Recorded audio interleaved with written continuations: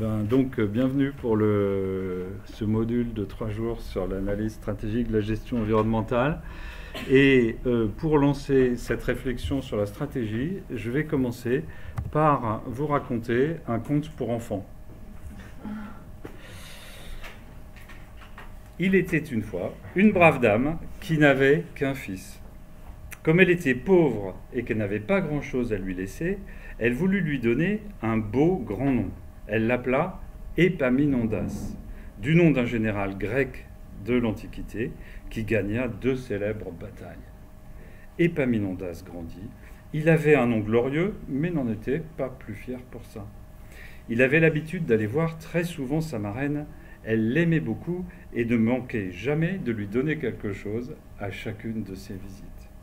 Un jour, la marraine d'Épaminondas lui donna un beau morceau de gâteau. « Ne le perds pas, dit-elle, tiens-le bien serré. »« Sois tranquille, marraine, répondit Épaminondas. Il ferma le poing et serra si bien le gâteau que lorsqu'il arriva chez lui, il n'avait plus qu'une poignée de miettes. « Qu'est-ce que tu apportes là, Épaminondas » lui demanda sa maman. « Du gâteau, maman, dit Épaminondas. »« Du gâteau ? De ma vie ? Mais qu'as-tu fait du bon sens que je t'avais donné à ta naissance? De quelle manière tu as de porter un gâteau? La manière de porter un gâteau, c'est de l'envelopper proprement dans du papier fin, de le mettre dans la coiffe de son chapeau, puis on met son chapeau sur sa tête et on revient tranquillement à la maison. Tu comprends? » ?»« Oh oui, maman, dit Épaminondas. » Quelques jours plus tard, Épaminondas retourne chez sa marraine et elle lui donne cette fois une belle motte de beurre pour sa maman, du joli beurre bien frais. Épaminondas l'enveloppe soigneusement dans un papier fin, le met dans la coiffe de son chapeau, met son chapeau sur sa tête et revient tranquillement à la maison. Hélas, c'était l'été, le soleil était chaud, le beurre a commencé à fondre, s'est mis à couler de tous les côtés. Lorsqu'Épaminondas arrive chez sa maman, le beurre n'était plus dans le chapeau, il était sur Épaminondas.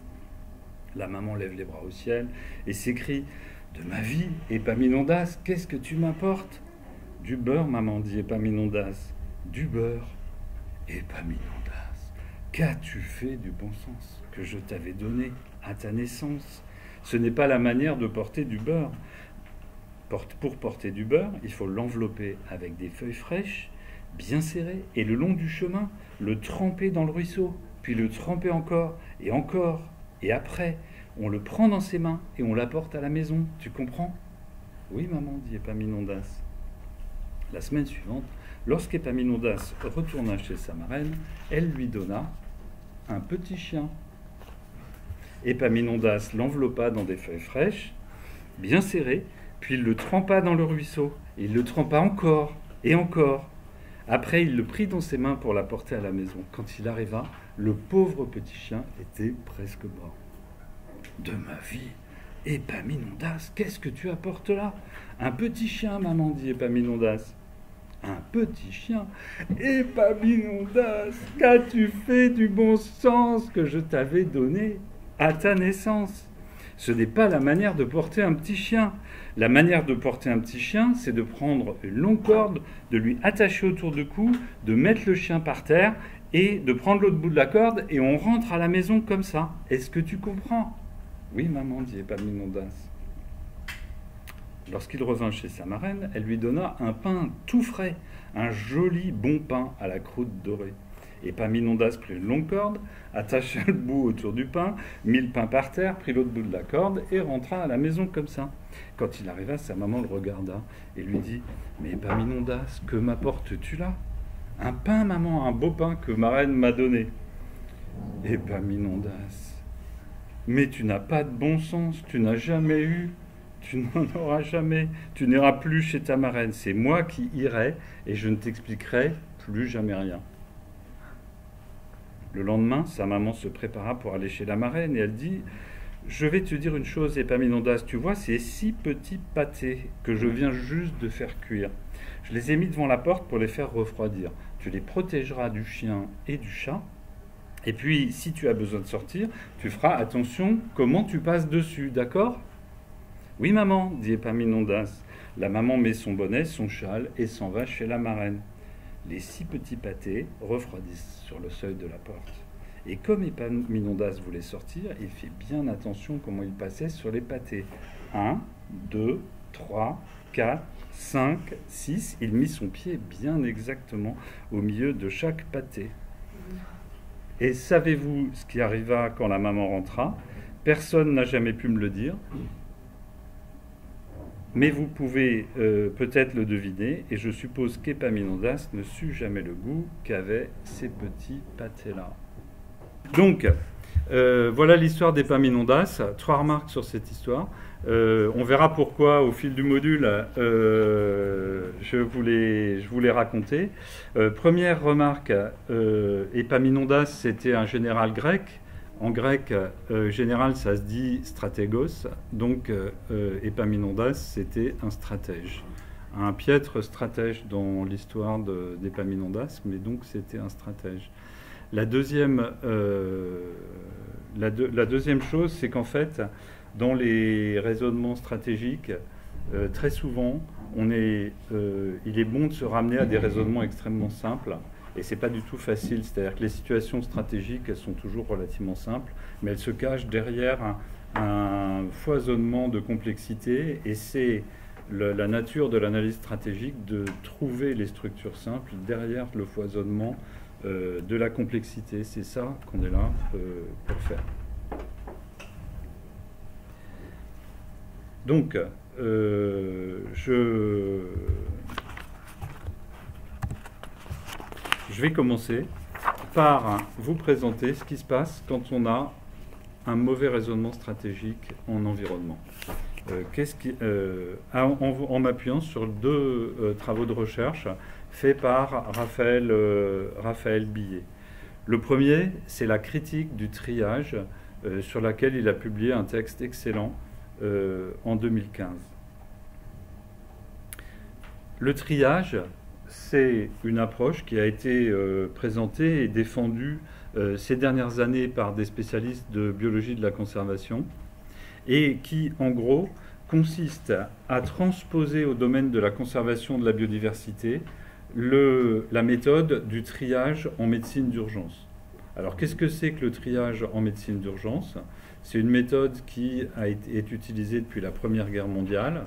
Quand vous vous retrouvez avec des centaines ou des milliers de blessés dans une situation d'urgence et des moyens limités pour les traiter, eh bien, on a mis au point une méthode qui commence par une phase de triage dans laquelle un médecin décide qui mérite ou pas d'être traité, c'est-à-dire que les cas trop difficiles pour être traités, on va les laisser mourir sans essayer de les sauver. Et donc, on va essayer de sauver les gens sauvables. Et ceux qui ne sont pas menacés directement, on va les remettre un peu plus tard. Donc ce triage, c'est une méthode de la médecine d'urgence. Et donc les auteurs qui défendent ou qui proposent le triage nous disent, finalement dans la conservation de la biodiversité, le problème auquel on fait face est de même nature que celui de la médecine d'urgence. C'est-à-dire qu'on a des ressources limitées pour protéger la biodiversité, qu'on ne pourra pas tout sauver, et donc qu'il faut faire des choix exactement comme dans la méthode de triage. Ça veut dire que ces auteurs disent, c'est pas la peine qu'on se raconte qu'on va avoir 0 extinction, c'est pas la peine d'essayer de protéger des milieux, des espèces un peu partout. Il faut poser sur la table clairement, au départ, de manière rationnelle et optimale, qu'est-ce qui vaut la peine qu'on essaye de le sauver parce qu'on a une chance de le sauver. Et donc, ils défendent bien sûr cette approche au nom du pragmatisme et d'une certaine transparence rationnelle. Parmi les exemples frappants, un auteur qui s'appelle Possingham, qui est actuellement le directeur scientifique de TNC, de Nature Conservancy, une grosse ONG américaine. Possingham dit on a dépensé des efforts extraordinaires et beaucoup d'argent, 20 millions de dollars, pour sauver le condor de Californie. La population de condor était tombée à une quinzaine de condors, quelque chose de cet ordre-là. Et donc, avec des élevages en zoo, etc., des relâchés de condors, on a réussi à sauver cette espèce. Et aujourd'hui, si vous allez en Californie, vous pouvez aller voir les condors. Possingham nous dit, du point de vue scientifique de la biodiversité, c'est une absurdité. Avec ces 20 millions, on aurait pu acheter des grandes surfaces de forêt tropicale et sauver beaucoup plus d'espèces. Voilà, et il dit, voilà un exemple dans lequel on aurait mieux fait de faire du triage que de faire ce qu'on a fait. Alors, ça n'est pas pour dire qu'il n'existait pas, personne ne dit qu'il n'existe pas aujourd'hui un travail de priorisation. Tout le monde voit bien qu'il y a des inventaires, des listes d'espèces menacées, etc. Les gens qui défendent le triage disent la chose suivante. En fait, ce qui manque, c'est deux choses. D'abord, c'est ce qui différencie le triage de ces approches, disons, classiques. C'est premièrement la décision explicite de ne pas traiter certains enjeux, c'est-à-dire de renoncer explicitement à défendre ou à sauver certaines espèces ou certains milieux. Et puis, c'est la rationalisation globale de l'effort, c'est-à-dire d'avoir un raisonnement rationnel dans lequel on définit un ordre de priorité et d'urgence pour pouvoir traiter les enjeux de conservation de manière rationnelle et pour pouvoir allouer les moyens de la conservation de manière rationnelle. Pourquoi dépenser 20 millions sur les condors alors qu'avec 20 millions, on pourrait faire beaucoup mieux sur d'autres espèces et du coup avoir un résultat meilleur. Alors cette optique du triage, pourquoi on en parle tellement? C'est tout simplement parce qu'elle suscite une indignation d'ordre moral. Et énormément de gens ont écrit des réactions du genre « ça n'est pas possible de laisser disparaître sans réagir des espèces, des espaces, c'est honteux d'avoir un raisonnement de cette sorte parce que c'est immoral, contraire à une éthique de la nature ». Et pour l'instant, au moment où Raphaël Billet écrit son texte, le débat c'est ça, c'est des gens qui disent faut faire le triage, et en face des gens qui disent c'est pas bien moralement de faire le triage. Et les autres répondent mais si, c'est bien d'un point de vue pragmatique, il faut faire le triage, plutôt que de se voiler la face avec des discours moraux et de ne pas avoir une approche pragmatique. Raphaël Billet nous dit cette indignation morale, en fait, elle ne traite pas le problème. Et d'ailleurs, quand elle tombe à côté, elle frappe à côté. Quand on lit les textes des partisans du triage, ce qui ressort, c'est qu'eux aussi trouvent que moralement, c'est pas bien.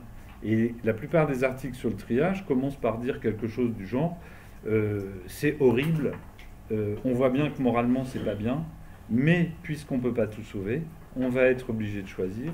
Et donc, tant qu'à être obligé de choisir, eh bien, il vaut mieux le faire de manière rationnelle et transparente.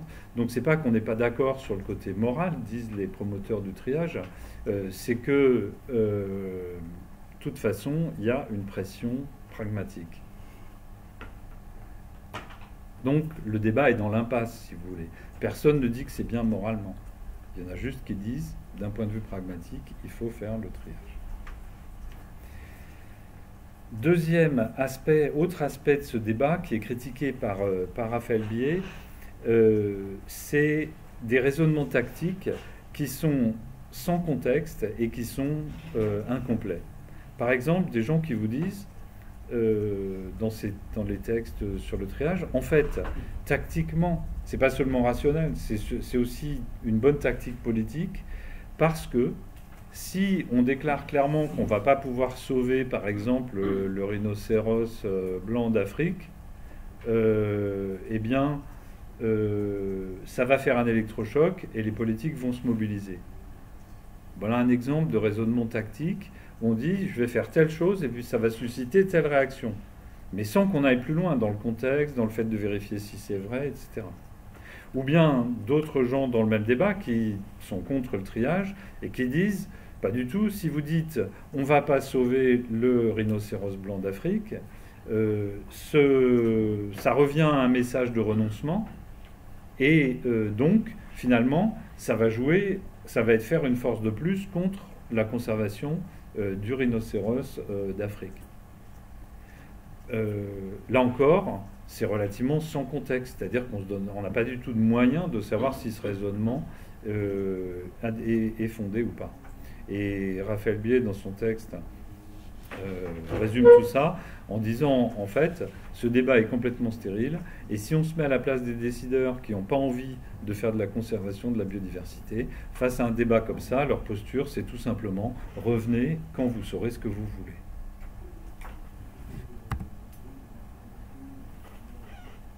Sur ce, Raphaël Bié, dans son texte, rentre en disant, mais voilà, regardons ce qui se passerait si on mettait en œuvre le triage. D'abord, on aurait des problèmes très importants sur les critères, sur les fameux critères de priorité qu'on a mis en avant. Par exemple, le degré de menace, ou bien quelles sont les espèces les plus précieuses pour la conservation. Est-ce que ce sont des espèces clés de voûte dans un écosystème? Est-ce que ce sont des espèces qui ont un grand potentiel évolutif? Nos connaissances ne suffisent pas à avoir des critères, à informer, à renseigner ces critères. Par ailleurs, il n'y a aucune chance qu'on arrive à se mettre d'accord sur ces critères, puisque les priorités, ce n'est pas des priorités qui sont scientifiques au sens pur, c'est des priorités par rapport aux préoccupations qu'on a sur cette conservation. Et donc, ces priorités, elles ne sont pas forcément... elles vont pas faire consensus. Donc, si on ne peut pas renseigner les critères et qu'on ne peut pas être en consensus sur les critères, on n'aura pas de base pour faire le tri. Deuxième critique, si on veut mettre en œuvre ce tri, on se heurte au problème que les acteurs de la conservation de la biodiversité, ils sont innombrables. Des associations innombrables, des ministères de l'environnement dans plus de 150 pays, etc. Et ces acteurs n'ont pas du tout les mêmes préoccupations les uns que les autres. Et donc, on ne voit pas très bien comment ils se mettraient d'accord pour faire un tri, alors qu'en fait, ils sont chacun dans des situations différentes.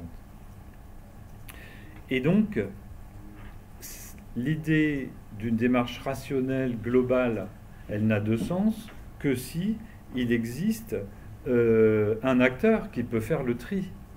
Dans le cadre du tri d'urgence, de la médecine d'urgence, on a une équipe de médecins qui ont des critères qu'ils ont discutés ensemble et sur lesquels ils sont d'accord, et on a cette équipe qui est là pour faire le tri.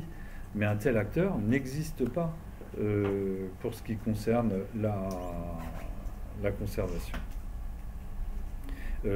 Donc, je vous cite la Raphaël Bié.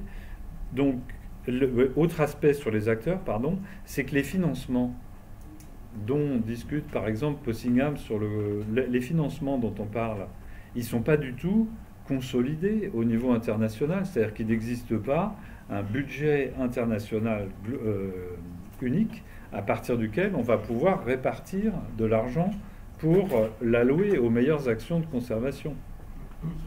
Exemple que donne Bié, les fameux 20 millions de dollars qui ont servi à sauver le Condor, d'où ils viennent? Ils viennent de gens qui ont cotisé à des associations pour sauver le Condor. Mais ces gens-là, il n'y a aucune raison de penser qu'ils auraient donné de l'argent à l'aveugle pour des scientifiques, pour que des scientifiques l'affectent à ce qui leur semble le meilleur sur des barèmes de critères plus ou moins incompréhensibles. Donc, l'idée même qu'il y aurait des moyens limités qu'il faudrait allouer dans un temps court n'a pas de sens dans ce contexte. La conclusion de Raphaël, je le cite, « Toute réflexion sur l'allocation des ressources de la conservation pour atteindre un impact maximal », et là lui-même il cite un partisan du triage, « n'a pas de destinataire susceptible de la mettre en œuvre. » Un comble pour une approche pragmatique. Donc on nous dit il faut faire le triage par pragmatisme, mais qu'est-ce que c'est que le pragmatisme? C'est un raisonnement pour la pratique. Mais quand on regarde si on peut mettre en pratique ce raisonnement, on s'aperçoit qu'il n'existe pas d'acteurs susceptibles de le mettre en pratique, et deuxièmement, que les informations et les critères rationnels sur lesquels il est basé sont impossibles à obtenir en pratique. Donc on a un raisonnement qui se dit pragmatique, il faut faire des choix, et qui en fait n'a aucune portée pratique, puisqu'il ne prend pas en compte la réalité des personnes qui pourraient faire les choix. Par ailleurs, on n'est pas du tout dans une situation où les efforts pour conserver sont reliés de manière directe aux résultats pour conserver. En médecine, on a une idée assez claire de l'intervention qu'on peut faire et on peut dire, voilà, ça a tant de chances de sauver le malade. Ça n'est pas le cas dans la conservation de la biodiversité, on reviendra là-dessus. En réalité, les processus décisionnels, c'est des négociations. Et donc, ils sont profondément différents des processus dont on parle avec le triage. Et donc, toute cette idée d'avoir une transparence rationnelle sur ce qu'on décide de ne pas sauver, toute cette idée sur une rationalisation globale de l'effort, n'a pas de sens dans le contexte réel. Et du coup, c'est du faux pragmatisme. Ça n'est pas un vrai pragmatisme, c'est un pragmatisme au regard d'une action imaginaire, d'un acteur imaginaire. Et donc, ça n'est pas du pragmatisme. Qu'est-ce que ça veut dire? Ça veut dire que le modèle de la médecine d'urgence n'est pas approprié. Le problème, je vous cite la conclusion du texte de Billet, au-delà de la réponse faussement pragmatique que le triage apporte, c'est la question qui est mal posée. Le problème de la conservation de la biodiversité n'est pas de trouver la bonne méthode pour guider les choix d'un décideur imaginaire qui aurait des moyens limités. Dit autrement, le modèle de la médecine d'urgence, c'est un problème complètement différent du problème de l'action pour conserver la biodiversité.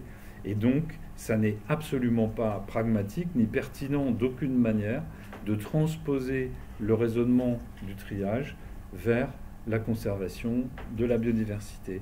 Et donc là, on a un raisonnement à la Épaminondas, pas le général grec, l'enfant du conte. C'est-à-dire qu'on transpose des modèles de raisonnement d'action d'une situation vers une autre, alors qu'en fait, elles n'ont rien à voir. Le domaine de l'environnement est encombré de transpositions de ce genre.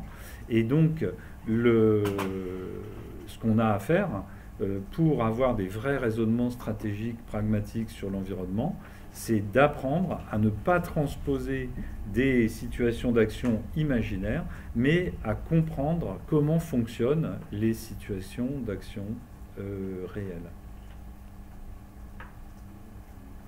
Donc ça, c'était mon premier exemple d'Épaminondas dans le champ de l'environnement. On peut peut-être, si vous voulez bien, avoir une discussion sur cette histoire de triage, si vous voulez bien faire circuler le micro.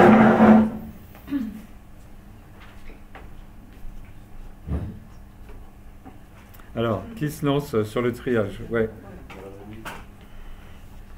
Et pourtant, au niveau des politiques publiques qui ont caractérisé l'environnemental, il y a beaucoup d'effets qui sont basses, notamment lorsque il y a une demande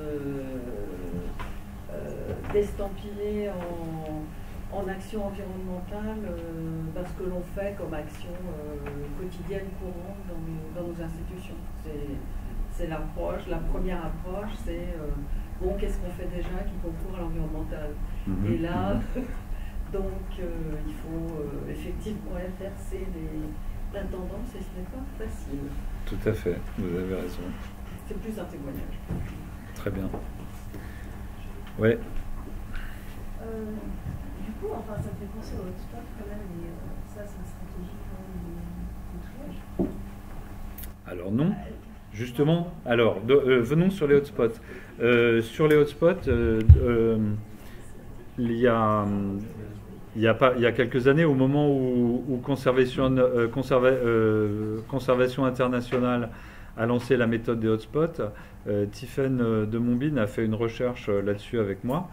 Donc les hotspots, pour ceux qui ne savent pas ce que c'est une approche qui a été proposée par un écologue américain, je crois, Myers, et qui consiste à dire, en fait, la biodiversité à l'échelle mondiale, elle est concentrée dans des endroits où il y a beaucoup plus de biodiversité qu'ailleurs, et qu'il a appelé des hotspots. Donc si vous allez en Nouvelle-Calédonie, ou si vous allez à Madagascar, il y a donc des endroits où l'enjeu est plus fort. La conclusion, c'est qu'il faudrait concentrer les efforts internationaux de conservation sur ces endroits-là. Sur la base de cette approche des hotspots, cet écologue a participé à la création de l'organisation de l'ONG Conservation Internationale, qui a adopté pendant ses premières années cette approche des hotspots comme guide pour prioriser ses actions. Alors, qu'est-ce qui différencie cette approche des hotspots du triage? Premièrement, les hotspots ne consistent pas à dire ce n'est pas la peine d'essayer de sauver le reste. Ça consiste à dire nous, on va plutôt agir à tel et tel endroit, ce qui n'est pas du tout la même chose. Et deuxièmement, ça ne fait pas l'hypothèse qu'il existerait une action globale mondiale qui devrait se concentrer sur les hotspots, mais c'est une organisation qui dit, nous, notre approche, ça va être les hotspots. Et on trouve que c'est plus intéressant par rapport à ce qu'on veut faire, nous, et aux résultats écologiques qu'on attend, d'agir sur les hotspots. Donc il manque les deux points clés du triage, afficher clairement le fait qu'il faut renoncer à sauver certaines choses, et deuxièmement, raisonner sur une optique de hiérarchisation transparente des priorités à l'échelle mondiale, alors que là, ce n'est pas le cas. C'est une organisation qui dit, voilà, nous, nos priorités, c'est ça. D'accord, c'est plus parce que c'est focalisé sur une association qui, elle, considère que c'est son modèle d'action. En fait. Oui, et puis que ça ne comporte pas l'idée de que le renoncement explicite améliore les chances de la conservation, ou du moins un renoncement explicite, transparent, public et partagé. Peut-être ça vaut le coup de poursuivre cette discussion. Je ne suis pas sûr d'avoir complètement que ça réponde complètement. Peut-être que ce qu'il faut bien voir, hein, c'est que alors ce que vous voyez, je pense, de commun entre les hotspots et le triage, c'est qu'il y a quand même une sorte de démarche rationnelle à grande échelle. Hein. Donc ça, focaliser un moyen d'action sur. Voilà. Mais donc la différence, comment dire, les éléments clés du triage, c'est bien l'idée du renoncement explicite et l'idée de rationalisation globale des moyens budgétaires. Donc, ce qui fait le problème, le déficit de pensée stratégique dans le triage, c'est l'absence d'acteurs réels pour mettre en œuvre. Et puis, deuxièmement, c'est la méconnaissance des logiques d'action ou des situations réelles d'action dans lesquelles on va mettre les choses en œuvre. Je vous donne un exemple dans le triage. Vous dites, OK, on renonce à sauver le rhinocéros blanc parce qu'on préfère sauver 50 000 hectares de forêt du bassin du Congo. Mais qu'est-ce qui vous garantit que vous allez réussir à sauver 50 000 hectares de forêt du bassin du Congo? Qui aurait concrètement, dans une position réelle, à choisir entre le rhinocéros blanc et la forêt du bassin du Congo? Personne n'est dans cette situation réelle. Alors que si vous êtes l'ONG Conservation Internationale et que vous levez des fonds privés pour aller faire de la conservation ciblée, vous pouvez dire aux gens, ben voilà, vous, si vous nous donnez de l'argent, nous, on va l'utiliser dans une liste limitée de hotspots parce qu'on pense que c'est comme ça qu'il faut faire. Si vous ne pensez pas que c'est ça qu'il faut faire, donnez votre argent à une autre organisation ou bien demandez à l'État d'organiser un autre système de conservation. Alors, qui est pour le triage ? Dans l'absolu ou dans la vraie vie? Il faut prendre le micro. Du coup, dans le système, dans l'absolu comme idée ou dans la vraie vie?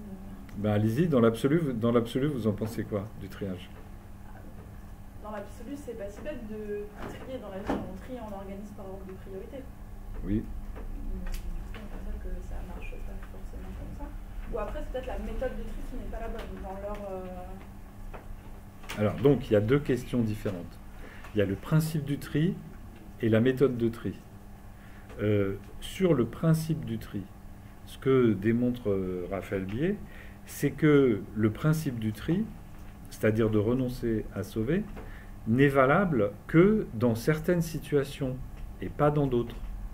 C'est des situations dans lesquelles vous avez un décideur, dans lesquelles on peut prévoir d'avance ce qui peut ou pas être sauvé, ou du moins avoir une bonne approche probabiliste de ça, et où par ailleurs le fait de renoncer à sauver quelque chose vous donne vraiment une meilleure chance de sauver,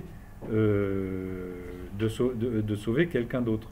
Donc il faut vérifier dans la structure de la situation que c'est bien ça la nature du problème.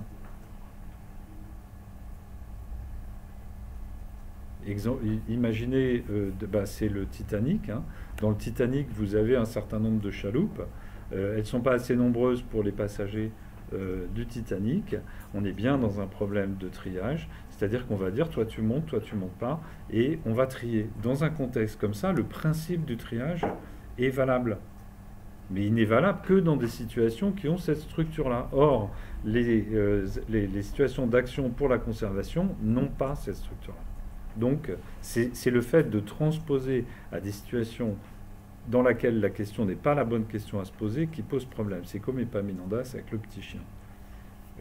Pour le beurre, la question c'est est-ce que ça va fondre à la chaleur? Cette question n'est pas la bonne question à traiter s'agissant d'un petit chien. Maintenant, il y a la deuxième question qui est la question des méthodes de triage. Même si, donc, si le principe est légitime dans la situation, reste la question des méthodes de triage. Donc si on est sur le Titanic, on a des critiques à faire possibles sur les méthodes de triage et on peut discuter des méthodes de triage. Mais il faut bien distinguer la question du principe et la question des méthodes. Et ce que dit Raphaël, et il a raison, c'est que le principe lui-même est complètement décalé. La question n'est pas de savoir combien de fois il faut tremper le chien dans l'eau pour qu'il reste frais. La question étant mauvaise, la qualité des réponses qui lui sont apportées est à côté de la plaque.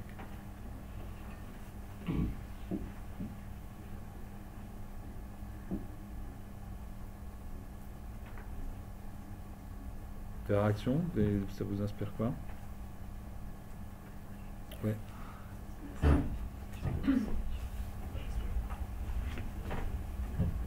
C'est pour être sûr de comprendre, du coup, si on reprend la métaphore du Titanic, c'est comme si on essayait de... la conservation, c'est comme si on était sur plusieurs bateaux différents et que du coup, il n'y avait pas quelqu'un qui pouvait décider de tout en même temps, c'est ça un peu? Par exemple. Par exemple. Ou bien, c'est que on est dans une situation où l'eau autour du bateau n'est pas froide et où donc il y a plein de gens qui peuvent nager et attendre des secours. Ou bien, et c'est un autre aspect de la conservation, la médecine d'urgence, elle porte bien son nom, elle est valable dans des situations d'urgence. C'est-à-dire qu'on trie parce que les moyens sont limités, la décision doit être prise rapidement, on fait le triage. Si on était dans une situation qui s'étale sur une longue durée, c'est tout à fait différent. Je prends par exemple le système de triage, le système de priorité pour du système de santé publique britannique pour les opérations. Si vous êtes en Angleterre et que vous avez besoin d'une prothèse de hanche, eh bien, l'administration va décider si votre prothèse est prioritaire ou pas, en fonction de votre âge notamment. Et on va dire, voilà, vous êtes trop âgé, on ne va pas prendre en charge ça parce qu'il y a une autre priorité. L'enjeu est différent parce que là, on n'est pas dans l'urgence. Il y aurait d'autres manières d'envisager les choses. On pourrait envisager d'augmenter les moyens du service de santé, etc. Et là, on est dans une situation où effectivement on peut discuter des critères de priorité. Est-ce qu'il vaut mieux un critère de file d'attente où on attend 6 mois pour se faire poser une prothèse, ou un système de priorité dans lequel on dit, voilà, les gens qui ont une certaine tranche d'âge, oui, eux, on les opère. Ceux qui ne sont pas dans cette tranche d'âge, on verra peut-être un jour. Donc, je ne sais pas si ça répond à votre question. Donc, il faut vérifier à chaque fois, pour le principe du triage soit valable, il faut, être sûr que les moyens qu'on ne va pas utiliser pour essayer de sauver une entité vont effectivement pouvoir être utilisés efficacement pour sauver une autre entité. Si ça, c'est pas le cas, c'est pas la peine. On n'est pas dans la situation où c'est valable. Par exemple, si on est sur le Titanic et que tout le monde a un gilet de sauvetage et que le problème c'est que les gens ne savent pas gonfler leur gilet de sauvetage, le fait de trier pour mettre dans les canaux, c'est pas la bonne question. Alors c'est pas la métaphore pour ça illustre pas parfaitement ce que j'ai dit juste avant. En tout cas, ce qui est sûr, c'est qu'il faut vérifier quelle est la nature de la question centrale qui est posée. Et le triage se trompe de question. C'est ça l'idée. D'autres interventions sur cette discussion, je pense que c'est important. On est vraiment dans la confrontation entre des raisonnements qui sont rationnels et pragmatiques d'apparence d'un côté, et puis de l'autre côté, le fait que si on ne s'assure pas qu'ils répondent à des questions véritables, on a un problème.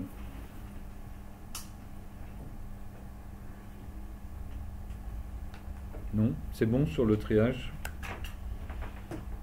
Ok, donc du coup, on va passer au deuxième exemple de raisonnement de stratégie, de déficit de raisonnement stratégique. Là encore, je m'appuie sur les travaux de recherche de Raphaël Billet, et notamment sur sa thèse qu'il a soutenue en 2004 et qui s'appelle « La gestion intégrée du littoral se décrète-t-elle » Dans le titre, il y a une allusion au titre d'un livre célèbre de Michel Crozier, « On ne change pas la société par décret ». Et c'est à ça que fait allusion ce titre. Alors, qu'est-ce que c'est que la gestion intégrée du littoral?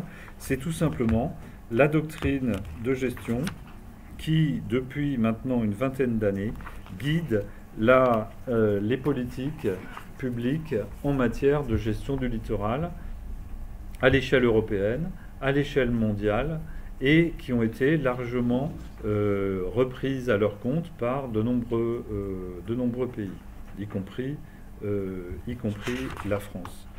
Ce modèle de gestion, il consiste à dire le littoral est un endroit où beaucoup d'enjeux se croisent, beaucoup de pressions humaines se croisent, et donc pour gérer correctement l'environnement littoral, et le littoral tout court d'ailleurs, il faut intégrer différents secteurs économiques, il faut intégrer différentes échelles géographiques de décision. Par exemple, si vous prenez le littoral méditerranéen en France, eh bien vous avez un tourisme qui vient de toute l'Europe. Vous avez des pressions liées au transport qui se jouent à l'échelle européenne. Et donc, pour faire une gestion correcte de ce littoral, vous ne pouvez pas le faire simplement à l'échelle locale. Il y a besoin aussi qu'interviennent les autorités nationales, des coordinations européennes. Donc, il y a un besoin d'intégration entre les différentes échelles. Il y a un besoin d'intégration pour la gestion du littoral entre les politiques, disons, terrestres et les politiques maritimes. On y reviendra dans un instant. Si vous êtes dans un endroit comme en Bretagne où vous avez des algues vertes, qui est un problème typique littoral dans les estuaires bretons, ce problème, il vient de politiques qui ne sont pas du tout littorales, qui sont des politiques agricoles terrestres dans l'arrière-pays. Et donc, il y a besoin d'intégrer la gestion du littoral lui-même et la gestion de l'arrière-pays. Et puis, il y a besoin, je vous donne là de manière libre la définition de Sissinsen et Knecht, les grands auteurs qui ont lancé cette gestion intégrée du littoral. Il y a besoin d'une intégration interdisciplinaire, c'est-à-dire qu'il y a à la fois des enjeux écologiques, des enjeux économiques, des enjeux politiques, et donc il y a besoin d'intégrer ces différentes approches entre elles. Et donc, cette idée qu'il faut intégrer entre secteurs, entre échelles, entre le littoral et l'arrière-pays, entre les disciplines, est devenue l'idée directrice, est devenue un modèle de gestion qui s'appelle la gestion intégrée du littoral. Alors, en quoi est-ce un modèle de gestion? Quand Raphaël Billet a commencé sa thèse, il a lu les guidelines, parce que les doctrines de gestion se présentent sous forme de guidelines, sur la gestion intégrée du littoral. Plus de 100 guidelines différentes. Pourquoi? Parce que chaque organisme a sorti ses propres guidelines. Donc vous avez les guidelines européennes, les guidelines françaises, etc. Qui disent voilà comment il faut gérer le littoral. 1, il faut le gérer de manière intégrée. 2, voilà comment on fait pour le gérer de manière intégrée. Et hop, on vous écrit des guidelines pour la gestion intégrée du littoral. Clairement, cette manière de prendre de promouvoir la gestion intégrée, elle repose sur une idée de coordination, c'est-à-dire l'idée que pour mieux gérer le littoral, la clé d'entrée essentielle, c'est d'améliorer la coordination entre les acteurs. Alors je ne vais pas refaire la litanie, les acteurs des différentes échelles, les acteurs du littoral, etc. Donc c'est bien un projet pour améliorer les différentes coordinations entre les multiples acteurs de la gestion du littoral.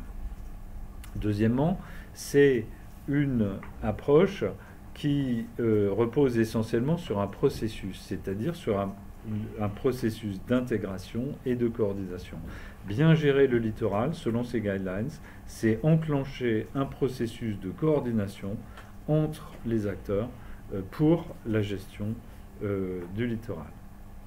Enfin, ce qui est clair, c'est que cette gestion intégrée du littoral, elle s'inscrit comme une application de la philosophie générale du développement durable au littoral. C'est-à-dire que pour bien gérer le littoral, on va essayer de raisonner en même temps son développement économique, ses problèmes sociaux et ses problèmes environnementaux. Et on va le faire encore une fois en enclenchant un processus pour coordonner les acteurs.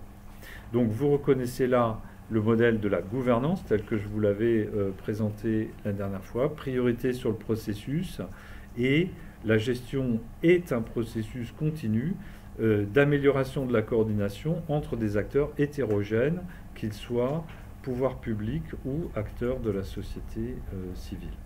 Donc voilà ce que c'est que les guidelines de la gestion intégrée. La question qui se pose, c'est comment évaluer une telle doctrine de gestion. Alors les questions de cette question, Raphaël Bié la décline en 5 questions. Qu'est-ce que ça veut dire exactement mettre en œuvre une gestion intégrée du littoral? C'est-à-dire qu'on a des guidelines, mais qu'est-ce que ça veut dire sur le terrain, quand on arrive à la pratique? Deuxièmement, qu'est-ce que les gens font aujourd'hui dans la pratique, en s'appuyant sur ces guidelines? Si on va voir sur le terrain et qu'on regarde ce que les gens font avec, qu'est-ce qu'on voit? Ensuite, quels sont les critères, les concepts qui permettraient d'analyser et d'évaluer ces pratiques? Quatrièmement, est-ce qu'on peut faire mieux? Et puis, cinquièmement, si on s'aperçoit qu'on peut faire mieux, est-ce que c'est juste des améliorations pratiques ou est-ce qu'il y a quelque chose à changer dans la doctrine elle-même, dans les lignes directrices de la gestion intégrée, du littoral? Et donc, Raphaël Bié a fait des études de terrain en allant voir, en disant voilà, on a les guidelines qui disent c'est comme ça qu'il faut gérer le littoral. Ben, allons voir comment c'est mis en œuvre sur le terrain. Son premier terrain, c'est Madagascar, dans lequel a été mis en place une importante action de gestion intégrée du littoral dans le cadre du plan d'action environnementale de Madagascar. Donc un mot sur le plan d'action environnementale de Madagascar, c'est une action impulsée par les bailleurs de fonds internationaux et en particulier la Banque mondiale pour doter Madagascar, qui est un État extrêmement pauvre et où les pouvoirs publics ont du mal à résoudre les problèmes qui se posent, pour aider Madagascar à mettre en place une politique d'environnement. Ce programme environnement de Madagascar, il a commencé au début des années 90 et il a duré jusqu'en 2007 en 3 tranches de 5 ans à peu près. Et donc au sein de cet énorme programme international pour l'environnement à Madagascar, a été créée une composante gestion intégrée du littoral. Pourquoi l'enjeu est très important? Parce que Madagascar est une île, donc il y a beaucoup de littoral, que sur ce littoral, il y a des enjeux environnementaux, sociaux et économiques très très brûlants, et que par ailleurs, Madagascar est un pays qui est dirigé essentiellement par les élites du plateau central de Madagascar, qui sont indifférentes aux questions du littoral. Donc il y avait à la fois des enjeux majeurs et un déficit de prise en charge par les politiques publiques, donc une vraie pertinence à monter une action pour la gestion du littoral à Madagascar. Si vous lisez le chapitre de la thèse de Billet là-dessus, vous allez découvrir avec lui, on ne sait pas si c'est de manière effarée ou amusée, une véritable prolifération institutionnelle de dispositifs, de comités, de différents qui ont été mis en place pour cette coordination et cette action de gestion intégrée. Pourquoi ? Parce que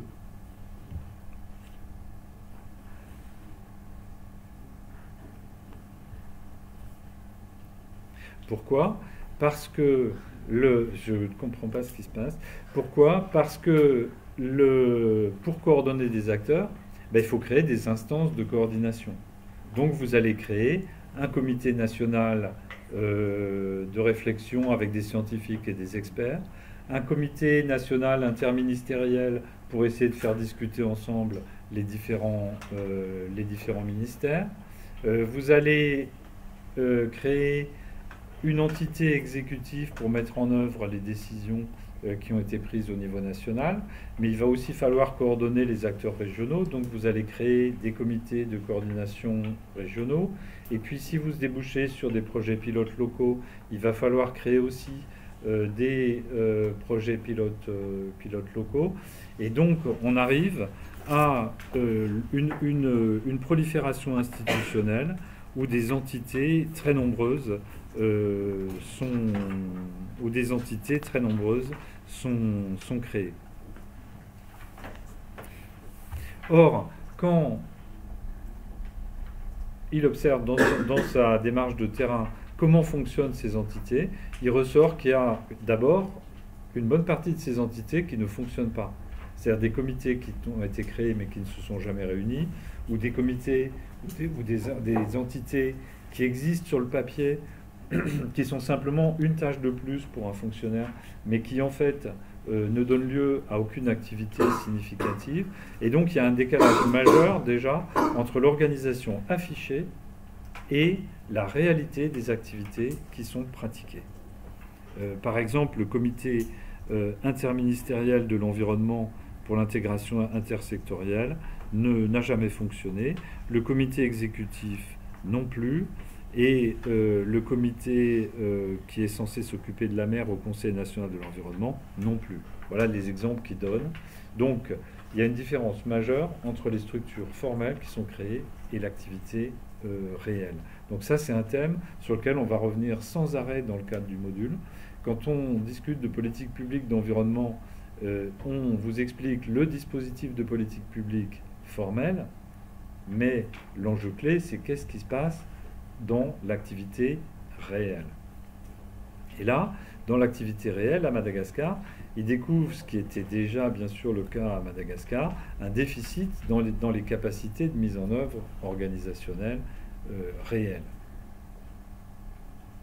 Le deuxième résultat majeur de son investigation de terrain, c'est de montrer qu'en fait, pas mal de choses ont malgré tout été faites à Madagascar sur cette gestion intégrée du littoral, mais que, par exemple, on a réalisé des diagnostics et des bilans qui n'existaient pas du tout jusque-là sur les problèmes qui existent au niveau du littoral à Madagascar. On a mis en place un observatoire et des systèmes de suivi qui vont permettre d'acquérir des données ou de mieux comprendre ce qui se passe pour la suite. On a formé au problème du littoral et de sa gestion intégrée de nombreux responsables, fonctionnaires ou élus. Et puis, on a mis en place certains projets ou des documents d'orientation, de la planification spatiale, etc. Mais le point clé, c'est que tout ça, c'est des résultats intermédiaires, c'est-à-dire qu'on a mis en œuvre des moyens. Mais par contre, il est très difficile de pointer des situations dans lesquelles ces moyens auraient pu, de manière convaincante, mener à un résultat tangible. Donc ça, c'est quelque chose qu'on va retrouver tout le long du module et qu'on va retrouver aussi quand on parlera d'évaluation des politiques publiques. C'est une chose d'avoir des politiques publiques qui mettent en place des moyens et qui ont des résultats intermédiaires. On a une bonne base d'information, on a une planification spatiale et tout. Et c'est autre chose d'avoir une politique publique qui produit vraiment des résultats tangibles sur le terrain. Il devient un peu plus incisif dans sa critique quand il suggère l'idée que cette absence de résultats tangibles sur l'environnement facilite le consensus.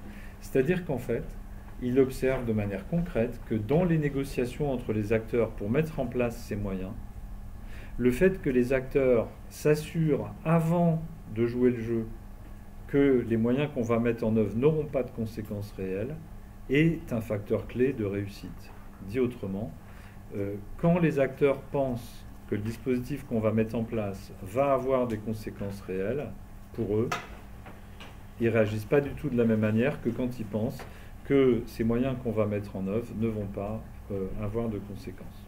Exemple, à Madagascar, sur le littoral, un des enjeux clés, c'est que l'État donne des licences de pêche internationales à des opérateurs étrangers. Bon, évidemment, ça rend très difficile la gestion intégrée à l'échelle du territoire littoral des ressources halieutiques. Tant qu'on met en place des dispositifs de concertation, etc., auxquels ne participent pas les opérateurs de pêche étrangers, ni les ministères dans le gouvernement qui donnent les licences de pêche, ça n'aura aucune conséquence. Et donc finalement, tout le monde est d'accord pour laisser fonctionner un comité ad hoc de concertation du moment qui ne va pas interférer avec le souci des acteurs les plus puissants, qui est faire rentrer des devises avec les licences de pêche pour les étrangers. Donc ce point-là, je le souligne parce que il est caractéristique de la conjoncture actuelle en matière d'environnement, dans laquelle on a passé les 25 dernières années, dans beaucoup de situations, à mettre les acteurs autour de la table pour mettre en œuvre des dispositifs d'action collective. Mais si une des conditions pour mettre les acteurs autour de la table, c'est qu'ils s'assurent dès le départ que ces dispositifs d'action collective ne vont pas agir sur les points durs environnementaux du système et donc ne vont pas leur causer en retour des problèmes, ça change beaucoup de choses sur l'appréciation qu'on peut faire de ces dispositifs collectifs d'action. Une autre observation tout à fait essentielle qu'il a faite sur son terrain, c'est ce qu'il a appelé la sectorisation. Donc, revenons sur la doctrine de gestion intégrée du littoral. Ce qu'elle dit, c'est qu'il y a beaucoup d'intervenants sur le littoral. Pour bien gérer le littoral, il faut les faire travailler ensemble. Il faut créer de l'action collective de tous ces intervenants ensemble. Donc, on crée cette composante environnement marin et côtier du programme d'action environnementale de Madagascar. Et donc, si elle est là pour mettre en œuvre la gestion intégrée du littoral, son job, c'est de devenir le chef d'orchestre et de coordonner entre eux les acteurs pour mieux coordonner leur action et pour modifier les actions qui doivent être modifiées. C'est ça le sens de ce que doit être la gestion intégrée du littoral. Mais dans les faits, vous créez une organisation avec 10 ou 15 salariés. Vous la mettez à la capitale ou sur le terrain. Eh bien, vous avez simplement une organisation nouvelle qui doit, dans les faits, cohabiter avec les organisations qui existent déjà. La direction des pêches, la mairie, la province, etc. Pour qu'elle puisse jouer le rôle de chef d'orchestre, il faudrait qu'elle soit en mesure de prendre le pouvoir ou de prendre du pouvoir sur ces autres acteurs. Mais ces autres acteurs n'ont aucun intérêt à donner comme ça du pouvoir à une entité qui d'un seul coup se retrouverait au-dessus d'eux à les faire changer et à les coordonner. Donc ça ne va pas marcher. Concrètement, les gens se retrouvent dans leur organisation et ils deviennent parallèles aux autres organisations. Ce n'est pas parce que dans le schéma intellectuel de la gestion intégrée, ils sont coordonnateurs, qu'une fois qu'on les a posés dans des bureaux sur le terrain, ils sont concrètement en mesure de prendre le pouvoir qu'il faudrait sur les autres pour devenir coordonnateurs. Donc, qu'est-ce qu'ils font? Eh bien, ils cherchent quels sont des problèmes pertinents sur lesquels ils pourraient agir de manière utile. Et donc, ils vont trouver 1 ou 2 ou 3 créneaux qui, pour l'instant, ne sont pas bien pris en charge, des vrais problèmes publics, qui, pour l'instant, ne sont pas bien pris en charge, et ils vont agir sur ces créneaux. Par exemple, il n'y a pas d'informations de qualité et de bilans environnementaux sur le littoral de Madagascar. On va faire ça. Les autres organisations ne s'opposent pas à ce qu'on fasse ça. Nous, on a les moyens de faire ça. On va faire ça. Ça va être utile. Ou bien, on s'aperçoit qu'il existe des problèmes d'urgence liés à la pauvreté dans les villages du littoral. Eh bien, on va mettre en place des actions de lutte d'urgence contre la pauvreté, en plaidant l'idée que ces actions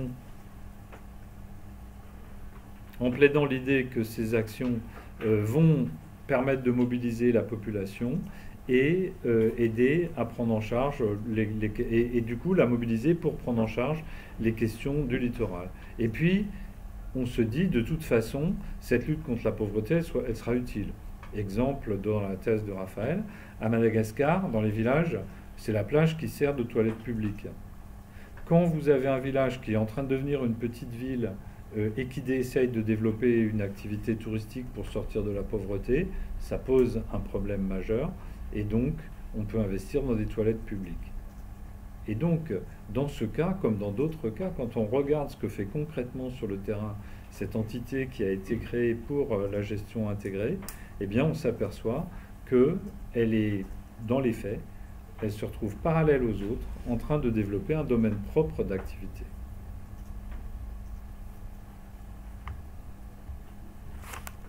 Et puis, bien sûr, il constate sur le terrain que ces activités de gestion intégrée, elles se heurtent à toutes les difficultés de l'aide internationale au développement, c'est-à-dire le fait qu'on met des moyens, mais que ces moyens ont du mal à faire une vraie différence sur le terrain pour toutes sortes de raisons qui sont déjà très bien étudiées par des auteurs qui ont travaillé sur le développement, par exemple Olivier de Sardin. Peut-être qu'on peut avoir une discussion sur ce cas de Madagascar.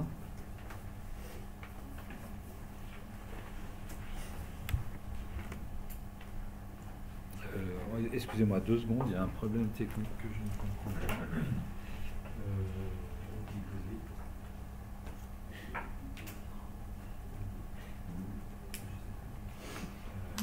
2 secondes, je regarde ce qui se passe.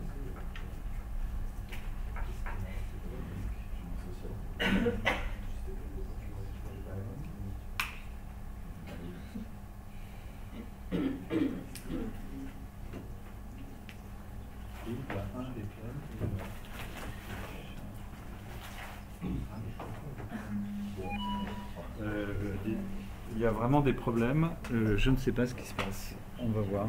Ok, donc discussion sur ce cas de Madagascar.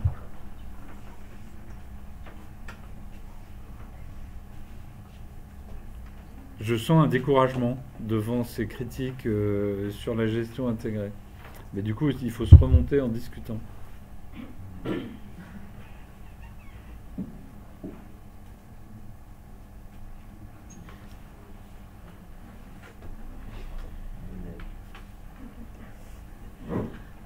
Du coup,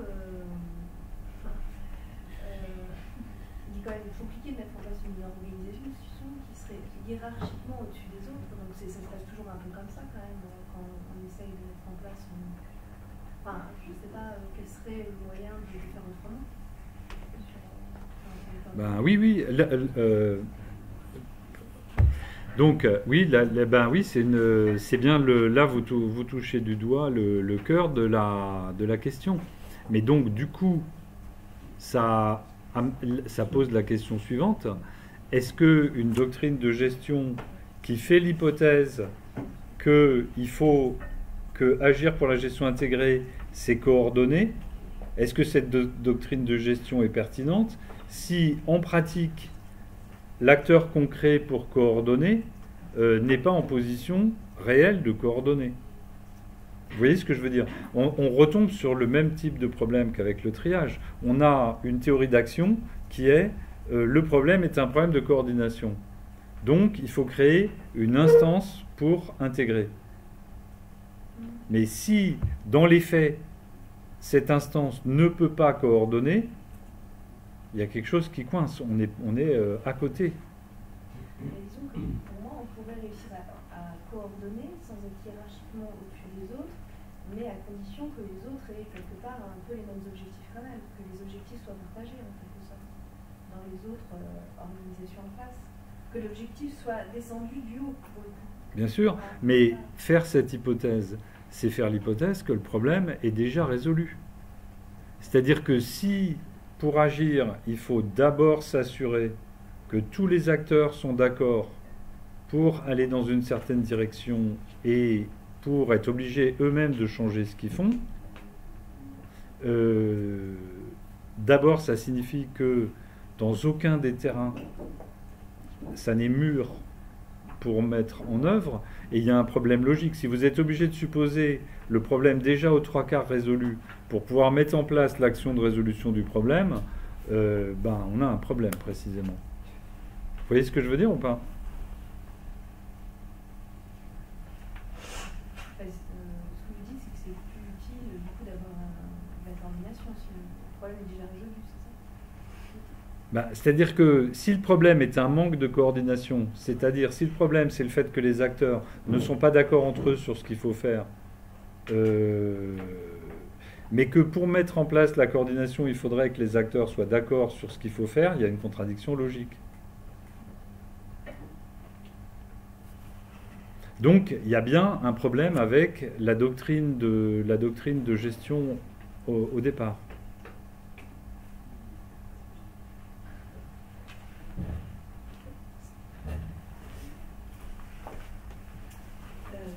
Néanmoins, si les acteurs, si j'ai bien compris, vous avez dit que les acteurs, dès lors qu'ils s'assurent qu'il n'y a pas de conséquences vitales par rapport à ce qui est fait au niveau de la gestion intégrée, ils vont laisser faire. Oui. Et par ailleurs, si la coordination, le coordinateur de la gestion intégrée arrive malgré tout à mener des actions, ça veut dire que ça va quand même bouger parce que... Sauf que ce n'est pas des actions de gestion intégrée. Du tout. C'est des actions X ou Y qui correspondent au créneau laissé libre par les autres acteurs pour résoudre des problèmes. S'ils sont priorisés, si néanmoins le coordinateur a... c'est une vision très optimiste, mais il faut toujours être optimiste. Si le coordinateur a eu quand même une vision stratégique et a fait une approche d'actions très prioritaires qui vont porter et qui vont gêner en fait ceux qui se sont dit non, mais ceux-là, il ne peut pas les avoir parce que pour avoir ces actions-là, il faudrait sur le terrain qu'ils se soient dotés d'un pouvoir suffisant. Et ça, comment il va acquérir ce pouvoir? Donc non, ce qui était observé dans toutes les études de cas, c'est l'acteur arrive sur le terrain et l'opérateur arrive sur le terrain. Il n'arrive pas à prendre le pouvoir sur les acteurs les plus forts. Il peut arriver à mobiliser certains acteurs faibles. Et là, il va agir sur ce sur quoi il peut agir. Mais si ce sur quoi il peut agir n'est pas le problème à résoudre, on a une difficulté avec la doctrine d'action.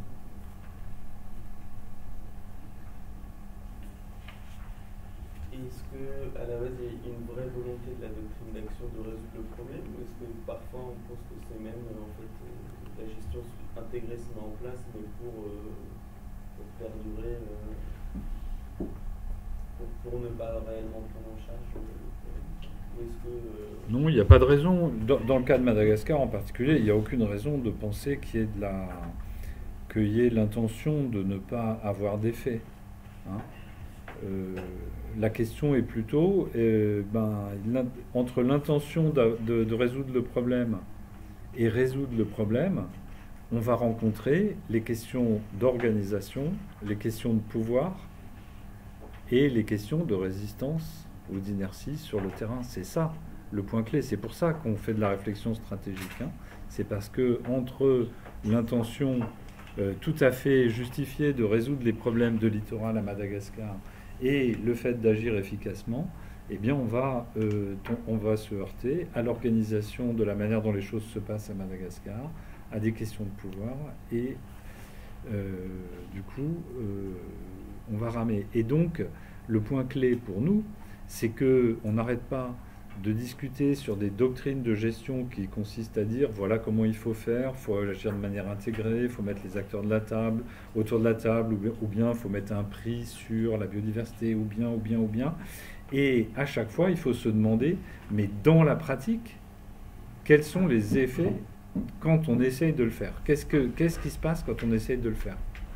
Et là, on bute déjà sur le fait que quand on essaye de le faire, on tombe sur la résistance en termes de pouvoir des acteurs locaux et toute une série de difficultés.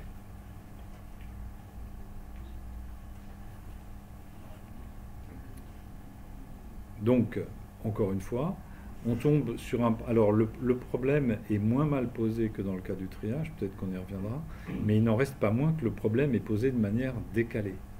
C'est-à-dire que, et là, petit à petit, on va arriver à ce qui fait l'analyse stratégique de la gestion environnementale. Le problème qui n'a pas été posé, c'est qui est en position et qui est motivé en même temps pour avoir une stratégie de pouvoir à Madagascar pour faire changer les choses sur l'environnement. Cette couche-là du problème est une couche préalable à la question comment on peut faire changer les choses sur l'environnement, par quel type de méthode. D'autres remarques sur Madagascar, enfin sur cette première étude de cas? On va en faire une deuxième et après discuter sur avoir une discussion générale sur la gestion intégrée, si vous voulez bien.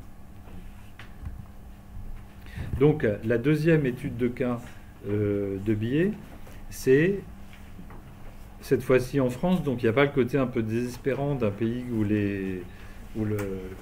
qui est dans la grande pauvreté et où les pouvoirs publics ont des moyens d'action extrêmement limités. Sa deuxième étude de cas, c'est la gestion de la rade de Brest. Donc la rade de Brest, vous voyez où c'est à la pointe de la Bretagne, dans le Finistère. Et cette rade de Brest, elle a 4 problèmes environnementaux principaux au moment où ce contrat de baie, où elle va faire l'objet d'un contrat de baie, c'est-à-dire en gros fin des années 90, début des années 2000. Ces 4 problèmes, c'est la pollution urbaine, puisque si les égouts arrivent dans la rade, ça crée des problèmes de pollution de l'eau. Deuxièmement, la pollution d'origine agricole. Là, on en parle avec les algues vertes, mais chaque fois qu'il y a une rivière chargée d'engrais et de phytosanitaires qui arrivent dans l'eau, ça crée une pollution importante. Et en Bretagne, cette pollution est massive. Troisième problème, le tributylétain. Donc le tributylétain, c'est un produit chimique qu'on met sous les bateaux pour éviter que les bateaux se couvrent de coquillages, de bestioles, etc. Et le problème, c'est que ce tributylétain, il est toxique. C'est d'ailleurs pour ça qu'il est utile et qu'il empêche les bateaux de se couvrir de bestioles. Et puis le dernier problème, on en a parlé dans un cours précédent, c'est la coquille Saint-Jacques. Donc la pêcherie de coquille Saint-Jacques s'est effondrée dans les années 70. Et donc il y a un problème avec la coquille Saint-Jacques. Dans la rade de Brest a été mis en œuvre un dispositif que le gouvernement a proposé dans la première moitié des années 90 et qui s'appelle le contrat de baie. C'est-à-dire c'est un outil pour permettre aux acteurs de coordonner leur action et de mener une action collective sur des baies sur le littoral, donc Et ce contrat de baie, il permet de mettre tous les acteurs autour de la table pour gérer ensemble des financements qui vont leur permettre de mener une action coordonnée pour résoudre les problèmes de la baie. Donc là, on reconnaît toujours la matrice intellectuelle de la gestion intégrée du littoral. On va agir de manière coordonnée dans le cadre d'un processus qui fait collaborer les différents acteurs entre eux. Les moyens ont été très importants sur ce contrat de baie, puisque les moyens propres étaient de plus de 100 millions d'euros et que le contrat de baie a coordonné une dépense totale de plus de 800 millions d'euros. Donc, ça veut dire qu'il y avait à peu près 9/10 des financements qui étaient des financements autres que le contrat de baie, mais qui étaient coordonnés dans le contrat de baie. Je vais donner des exemples dans un instant. Et par ailleurs, il y avait plus de 100 millions d'euros de financement propre du contrat de baie pour faire fonctionner ce dispositif de gestion intégrée. Et donc, Raphaël, donc là, on est quand même beaucoup plus proche des conditions imaginées par les promoteurs de la gestion intégrée du littoral. On a des pouvoirs publics en situation d'agir, on a des acteurs qui se réunissent effectivement, on a des moyens pour mener une action collective.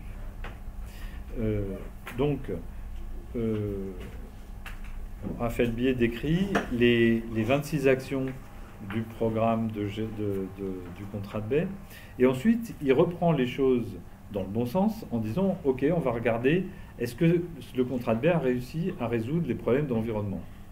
On prend les 4 problèmes d'environnement. Premier problème, la pollution urbaine. Le problème de la pollution urbaine, c'est beaucoup amélioré en rade de Brest. Pourquoi ? Tout simplement parce qu'il existe une politique européenne et nationale très ambitieuse en matière de traitement des eaux usées. En France, à travers les agences de l'eau. À l'échelle européenne, tout ça est encadré par la directive 4 sur l'eau. Il y a à la fois une capacité technique, des financements très importants et un cadre juridique qui font que le problème est traité efficacement et résolu. Donc les fonds très importants qui ont été dépensés pour améliorer l'épuration des collectivités territoriales locales autour de la rade de Brest, ces fonds ont été comptés dans le budget du contrat de baie, mais les opérations auraient été menées de toute façon. C'est la politique sectorielle d'épuration des eaux qui a résolu le problème. Deuxième problème d'environnement, la clé, la pollution d'origine agricole. Là, résultat insignifiant. Pourquoi ? Parce que ces pollutions d'origine agricole, elles font l'objet de programmes publics très importants comme Bretagne eau pure, qui était le programme d'intervention publique pour essayer de diminuer la pollution agricole, mais que ces programmes publics se sont avérés incapables de diminuer la pollution agricole. Pourquoi ils sont incapables de diminuer la pollution agricole ?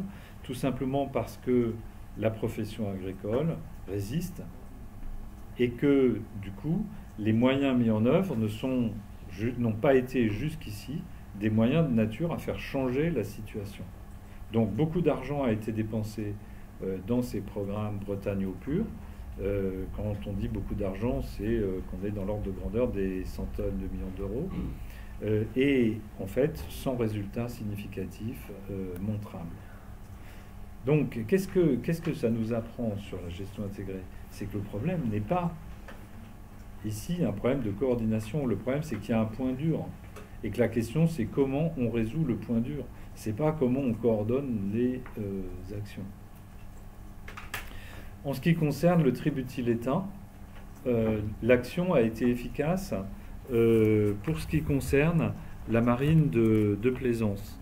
Donc les plaisanciers ont commencé à passer à d'autres produits que les anti-fouling au tributyl éteint, même s'ils sont plus chers.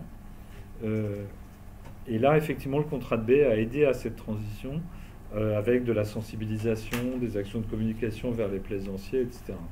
Là où, en revanche, on peut être un peu sceptique, c'est que dans la totalité de la pollution au tributyle éteint, les plaisanciers ne sont qu'une part minime. Si vous voulez, on peut comparer à la question du glyphosate. On interdit le glyphosate dans les jardins des particuliers.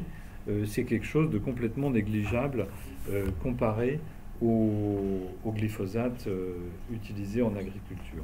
Là, les chiffres sont donnés par biais. La surface totale de tributyle éteint émise par an, c'est 31 kg. La quantité totale émise, c'est 31 kg pour la marine de plaisance, 186 pour la marine nationale, puisque la rade de Brest, c'est le grand port de guerre français, et 128 pour la marine marchande. Or, sur la marine nationale et la marine marchande, là, l'action n'a pas vraiment fonctionné, faute de vraies alternatives. C'est-à-dire que un des experts qu'il a interrogé lui dit, voilà, le Charles de Gaulle, il a passé l'essentiel du temps dans la rade de Brest pendant ce temps-là. Le Charles de Gaulle, à lui tout seul, il fait bien plus que toute la plaisance et une partie de la marine marchande. Et pour le Charles de Gaulle, il n'y a pas d'alternative pour l'instant au tributyle éteint.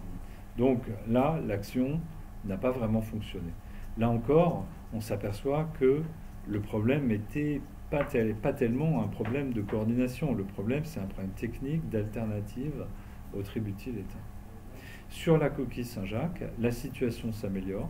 C'est-à-dire que là où la pêcherie s'était effondrée, les chiffres qu'il donne dans son document, c'est dans les années 60, 2000 tonnes par an de coquilles Saint-Jacques, descendu à 20 tonnes par an dans les années 70 quand la pêcherie s'est effondrée.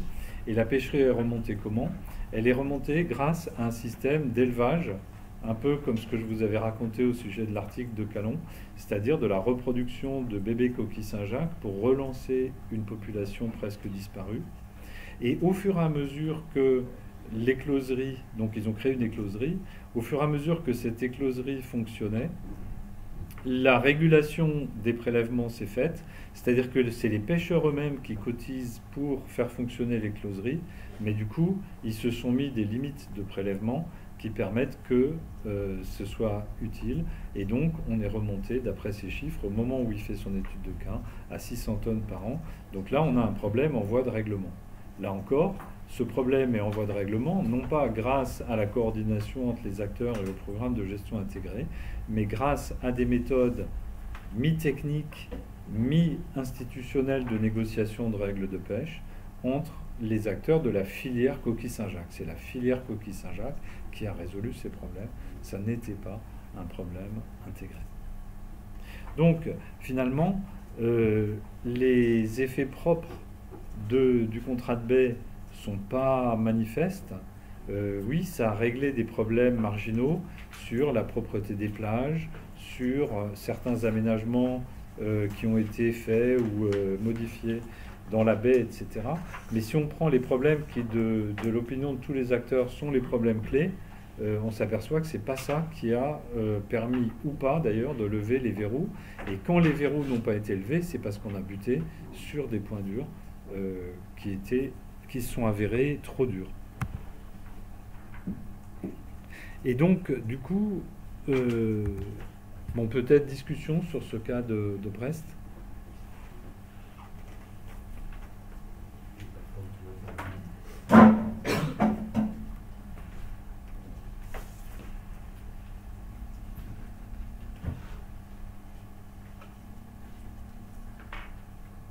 Non, ça vous... Donc là, le pessimisme est quand même moins grand, puisqu'on a des problèmes qui se règlent, on a d'autres problèmes qu'on n'arrive pas à régler, mais on comprend clairement pourquoi. Donc on est quand même dans un cadre plus net. Là.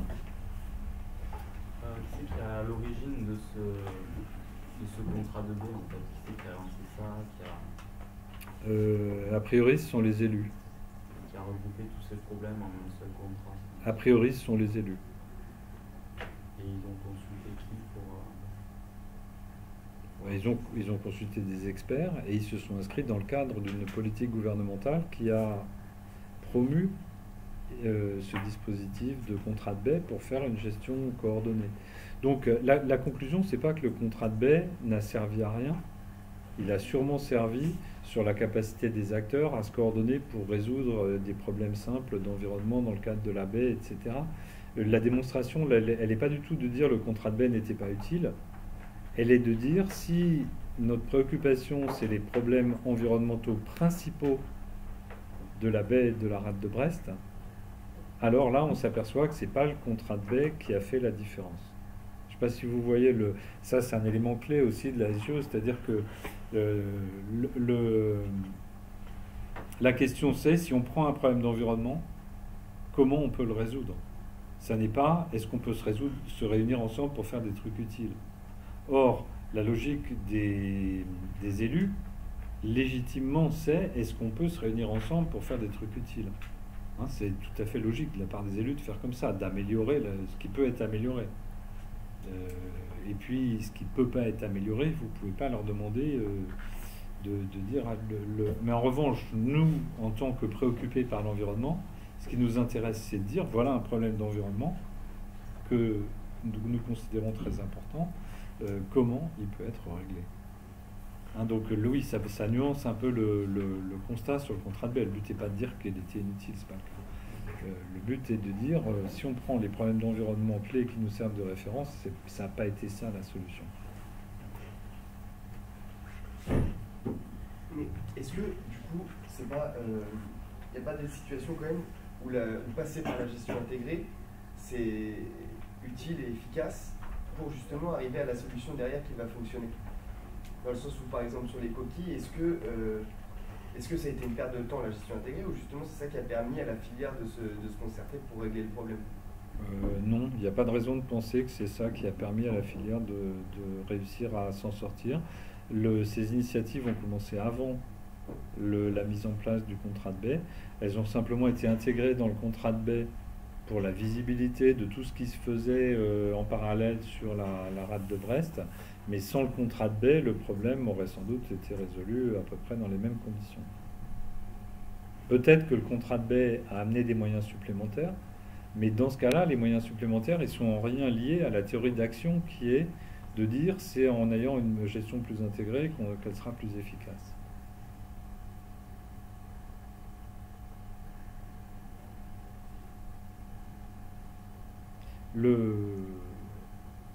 Peut-être que je peux approfondir cette réponse avec une autre étude de cas qu'il a dans son document, qui sur le pertuis charentais.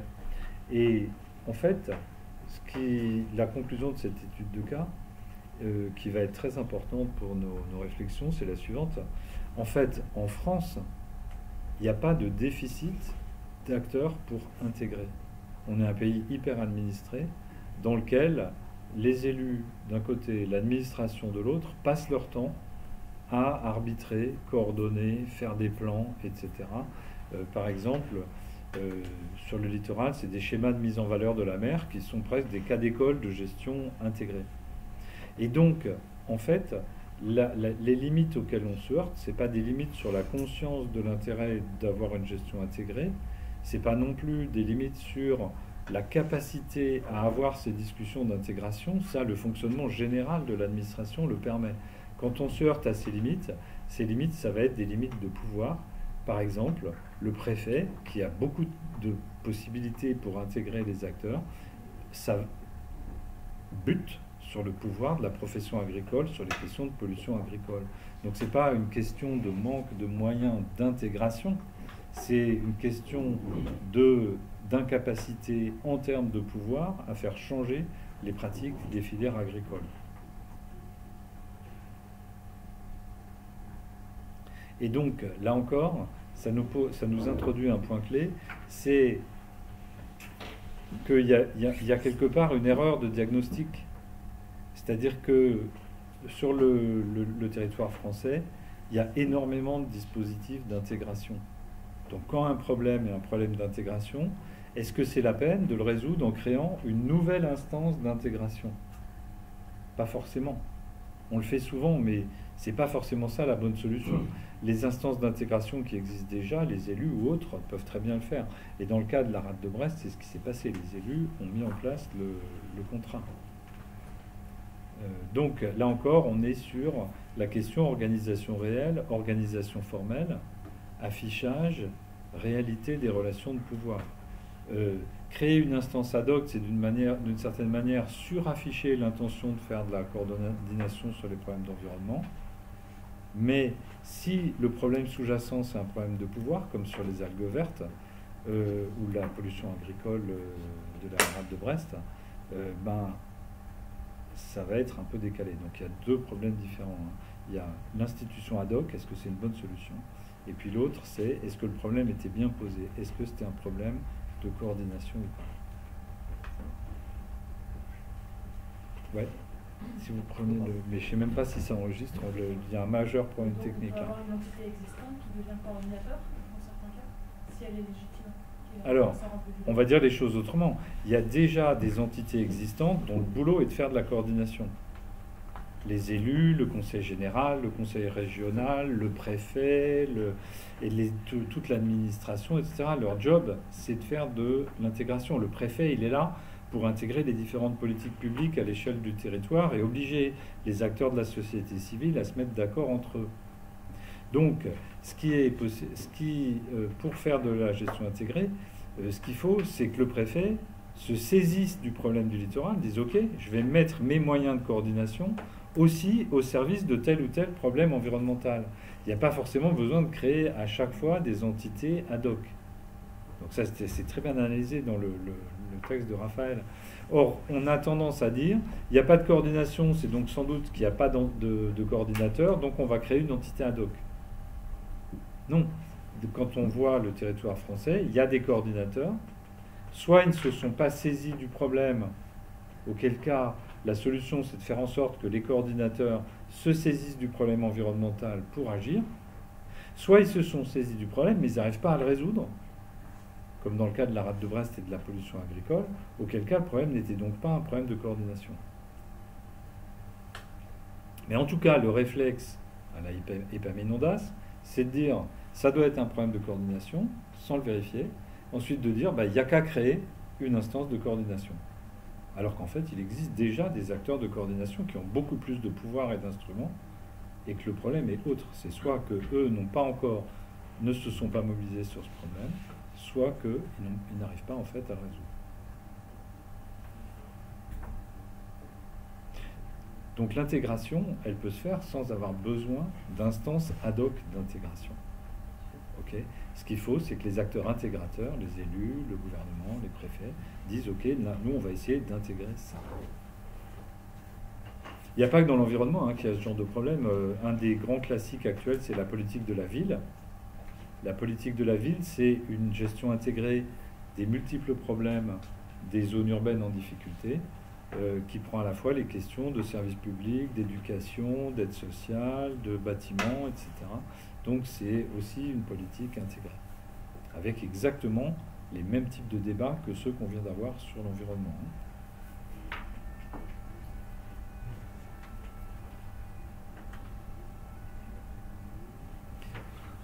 Peut-être que je vais conclure sur cette question de gestion intégrée. D'abord, on va donc, ça va être la fin de la séquence sur qu'est-ce qui se passe quand on manque de pensée stratégique. Le premier, c'est que on a tendance à évaluer sur les processus au lieu d'évaluer sur les résultats environnementaux. Donc, nous, dans l'analyse stratégique de la gestion environnementale, ce qu'on va faire, c'est de recentrer énergiquement sur les résultats environnementaux pour évaluer la gestion, et pas seulement évaluer sur des objectifs intermédiaires. Ça peut prendre des proportions absolument grotesques. Dans sa thèse, Raphaël Bié donne un exemple fou. Dans un colloque sur la gestion intégrée du littoral à l'échelle mondiale, un intervenant prend la parole pour dire voilà, il faut qu'on ait une grande ambition, il faut qu'on se donne des objectifs super ambitieux au niveau mondial, et donc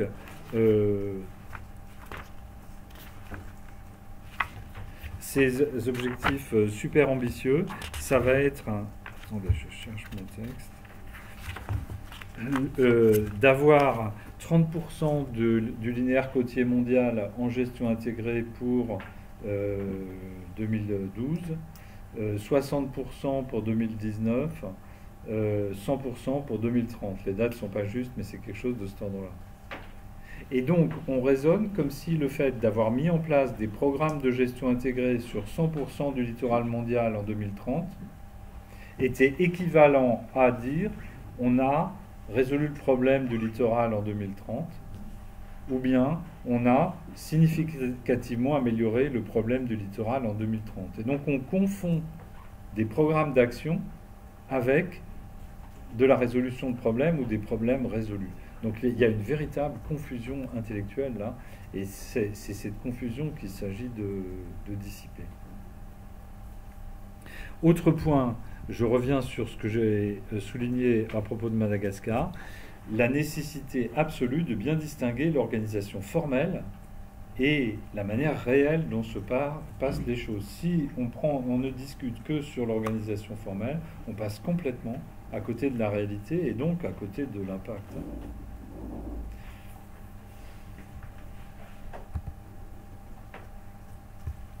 Au bout du compte, quand on parle de gestion intégrée, il y a une ambiguïté qui est la suivante.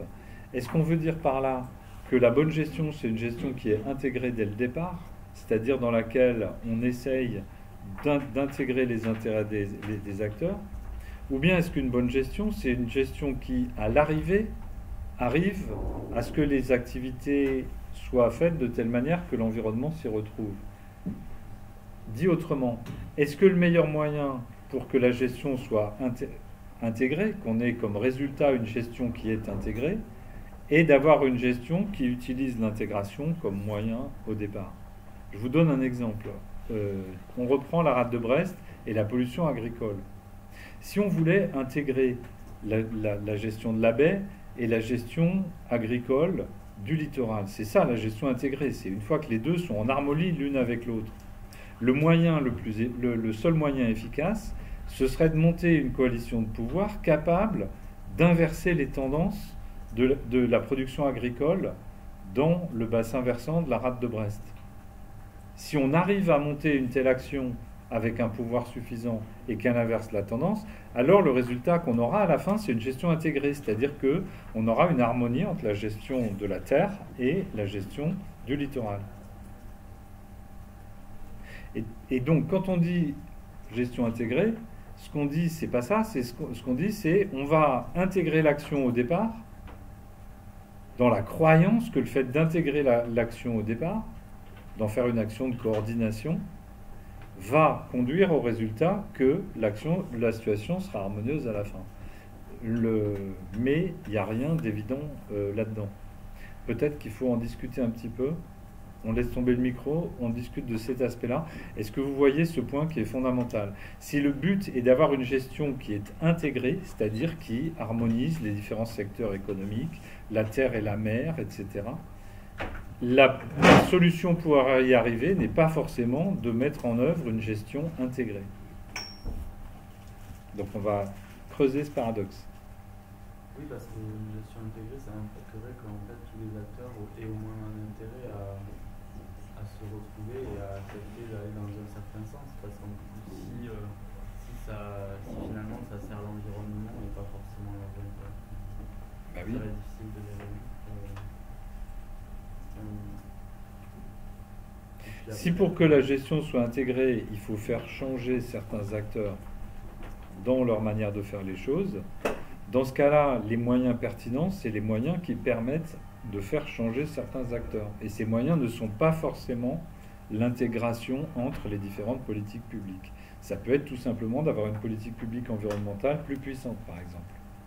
Et aussi par rapport à l'évaluation du résultat environnemental et pas du processus, qui a intérêt à mettre ça en place parce que par exemple les élus, eux, ça les arrange probablement que ce soit le processus qui soit évalué, que si jamais l'action n'atteint pas son objectif environnemental, ils auront quand même un semblant de positif.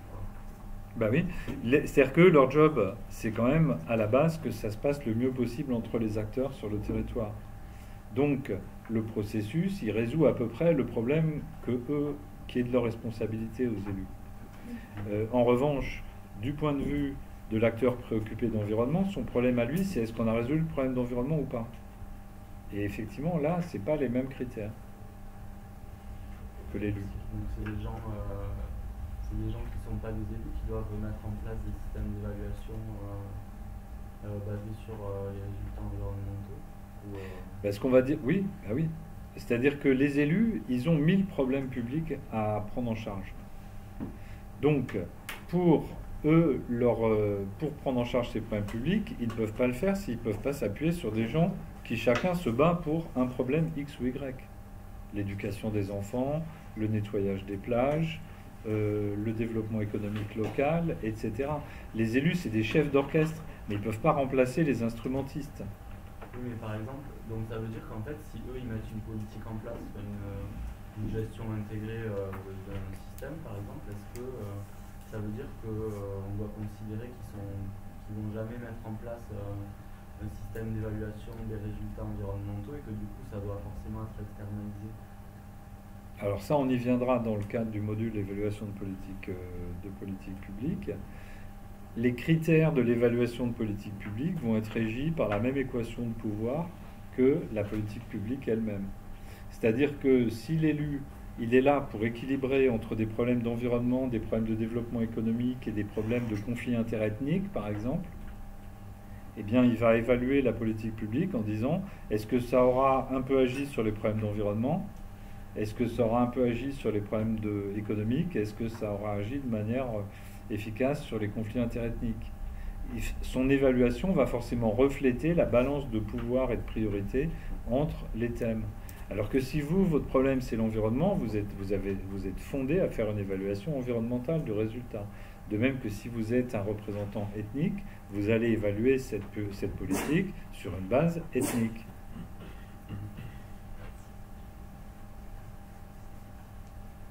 C'est pour ça qu'il y a beaucoup de politiques qui sont basées sur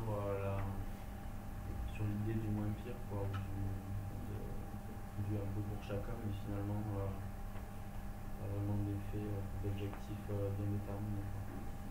Elles ont un panier d'objectifs, puisqu'on est censé vivre ensemble, avec chacun des problèmes différents. Donc tout le long du module, on va approfondir cette question-là. Là, on est vraiment au cœur de cette question-là. Est-ce qu'il faut faire les arbitrages a priori et avoir une politique publique qui les intègre dès le départ, tous les objectifs, pour avancer? Option 1, c'est l'option de la gestion intégrée. Est-ce que chaque acteur doit se saisir de l'objectif qui lui tient à cœur pour essayer de négocier et de construire des solutions qui vont prendre en charge cet objectif? Et au bout du compte, on a une politique qui a pris en charge les problèmes parce que les acteurs se sont chacun investis sur un problème et on négocie entre eux. Réponse numéro 2. C'est deux réponses profondément différentes à la question.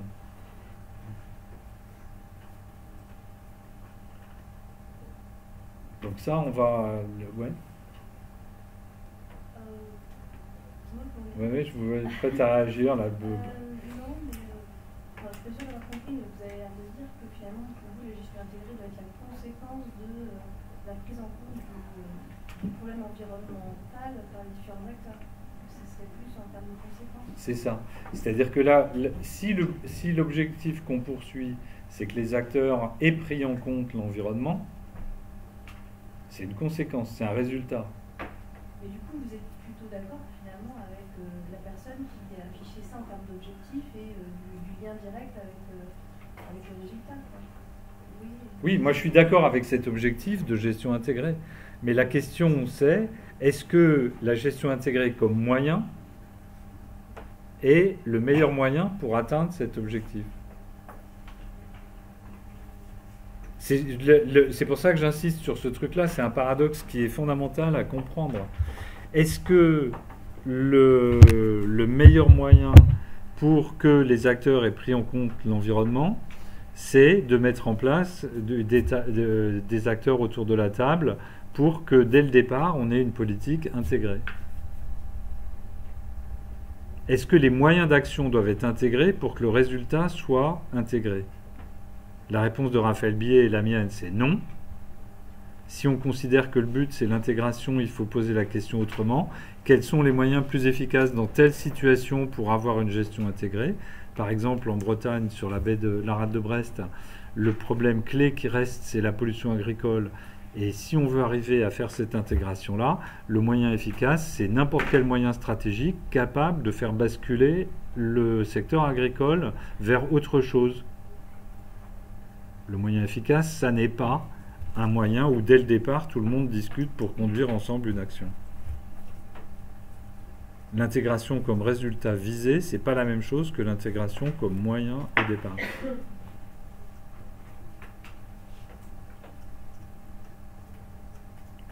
On peut avoir le même raisonnement sur le développement durable. Hein. Le but, c'est le développement durable. Mettons. Est-ce que le bon moyen pour le développement durable, c'est d'avoir dès le début des actions tout le temps, en même temps sur environnement, social et économie? Ou bien est-ce que le moyen de faire un développement durable, c'est d'avoir des actions environnementales très fortes pour rééquilibrer le développement vers un développement plus durable? Ce n'est pas du tout la même réponse.